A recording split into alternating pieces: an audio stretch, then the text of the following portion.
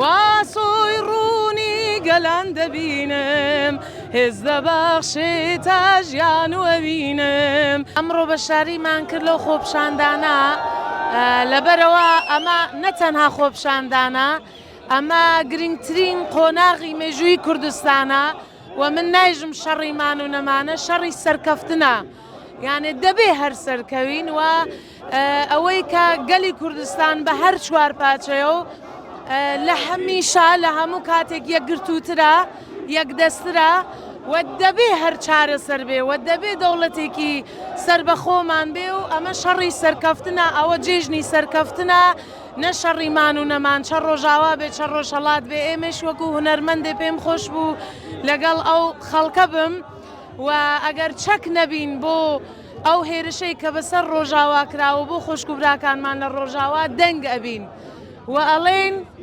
واسۆی ڕوونی گەلان دەبینم هێز دەبەخشێتە ژیان و ئەبینم. واسۆی ڕوونی گەلان دەبینم هێز دەبەخشێتە ژیان و ئەبینم. سەدان ساڵ هەستان کەوتن و هەستان هەر دەبێ ڕۆژێ بێمەوە سەرخۆم. سەدان ساڵ هەستان کەوتن و هەستان هەر دەبێ ڕۆژێ بێمەوە سەرخۆم. هەر دینەوە سەرخۆمان.